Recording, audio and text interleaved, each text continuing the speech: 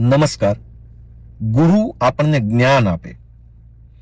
એટલે જ્ઞાન એટલે શું?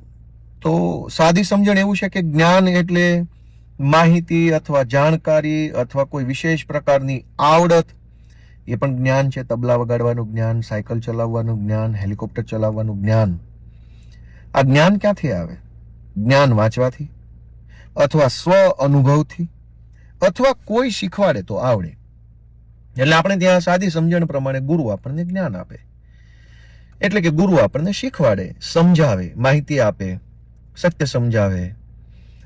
અને એટલે આપણે ગુરુ પૂર્ણિમાનો ઉત્સવ ઉજવીએ છીએ. ત્યારે આજના આ ગુરુ પૂર્ણિમાના દિવસે જેનામાંથી ખરેખર કંઈક શીખવા જેવું છે અથવા જેની પાસેથી આપણે શીખવું જોઈએ જ એવા નવા જમાનાના ગુરુ, એટલે કે આપણા જ પોતાના સંતાનો, આપણા જ બાળકો, આપણા જ નવી પેઢીના યુવાનો, એટલે કે જેનજી એ નવા જમાનાના ગુરુ છે. આ કેટલા મસ્ત લોકો છે. પહેલી વાત કે એ લોકોમાં ધીરજ છે. આ જંતર મંતર ઉપર 36 દિવસ સુધી શાંતિપૂર્વક રીતે બેઠા, એ એનો સંયમ અને ધીરજ છે. તો જેનજી પાસેથી સંયમ અને ધીરજ શીખવા જેવી છે. સૌથી સારી વાત તો એ છે કે એની પાસે પોતાને અભિવ્યક્ત કરવા માટેના કેટલા રસ્તાઓ છે. આપણે તો થઈ ગયા ગઢિયા બુઢિયા. આપણે આપણી વાત કેવી હોય તો બહુ તો બોલીને કહી શકીએ, બહુ તો હાથના ઈશારાથી કહી શકીએ, બહુ બુદ્ધિશાળી માણસ હોય તો થોડુંક લખીને કહી શકે. પણ આ નવા જમાનાના જેનજી, આપણા જ છોકરાઓ આપણને એવું શીખવાડે છે કે એની પાસે પોતાની વાત કહેવાના કેટલા રસ્તા છે. ગાઈને પોતાની વાત કહે છે, નાચીને પોતાની વાત કહે છે, કોઈ વાદ્ય વગાડીને પોતાની વાત કહે છે, પ્લે કાર્ડ ઉપર કંઈક એવું ક્રિએટિવ લખાણ લખીને પોતાની વાત કહે છે.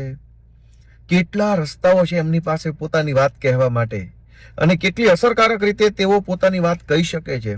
આ કેટલા સારા છોકરાઓ છે. મારી જેવા અથવા આપણી જેવા લોકોએ તો આ આખી જિંદગી અનેક ગુરુ પુણ્યમો જોઈ, પણ જેનજી જેવા ગુરુ નહીં મળે. કેમ કે એ જોવો, એ વાડામાં નથી બંધાતા. જ્ઞાતિ, ધર્મ, ઊંચ નીચ, ભેદ ભાવ, તું આવો હું સારો, આ ખરાબ, આ કશું જ વાડાબંધી નહીં. એ લોકો બિંદાસ વાડા મુક્ત જીવન જીવે છે.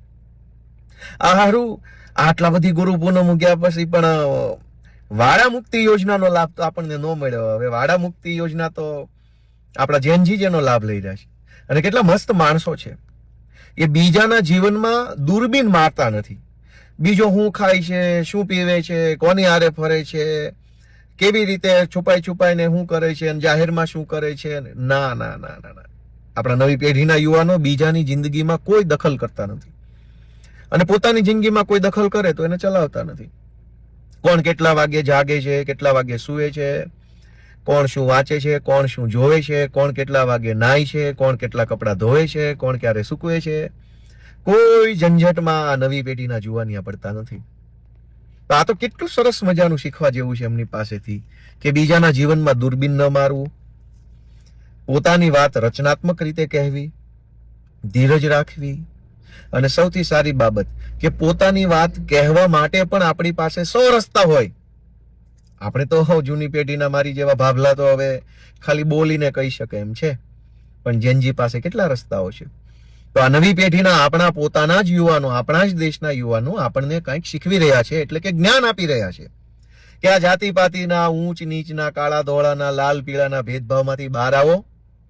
આપણા જ યુવાનો આપણને આપણી જ નવી પેઢીના જેનજી શીખવી રહ્યા છે કે બીજાની જિંદગીમાં માથા મારવાનું બંધ કરો. આપણા જ યુવાનો, આપણા જ દીકરાઓ, આપણા જ સંતાનો આપણને એ જ્ઞાન આપી રહ્યા છે કે તમે તમારું જીવન સારી રીતે અને શાંતિપૂર્વક રીતે જીવો. બીજે ક્યાંય તમારે મગજ દોડાવવાની જરૂર નથી. તો આજે ગુરુ પૂર્ણિમાના દિવસે આપણા દેશના સૌ યુવાનો કે જેનામાંથી આપણને કંઈક શીખવા મળે છે, જાણવા મળે છે, વાડા મુક્ત જીવન જે લોકો અત્યારે જીવી રહ્યા છે. આપણને તો આટલી બધી ગુરુ પૂર્ણિમાએ બધું કર્યું, પણ વાડામાંથી બહાર ન આવી શક્યા. હું ઊંચી જ્ઞાતિનો, તું નીચી જ્ઞાતિનો, આ ગામડાનો, આ શહેરનો, આ અભણ, આ ભણેલો, આ અમીર, આ ગરીબ. તો આપણી નવી પેઢીને આપણે ગુરુ માનીએ, એનામાં જે સારું છે આપણે શીખીએ, અને એની પાસે જો કંઈ ઘટતું હોય, કેમ કે જ્ઞાન મેં કીધું એમ અનુભવથી, વાંચનથી અને કોઈ શીખવાડે તો આવડે. અનુભવ તો એ લોકો પોતે કરી જ રહ્યા છે સારો મોળો. અનુભવથી એનામાં જે જ્ઞાન આવવાનું હશે એ આવતું રહેશે. વાંચન તો એ લોકો પોતે કરે છે અને વાંચીને પોતાનું જ્ઞાન મેળવી લે છે.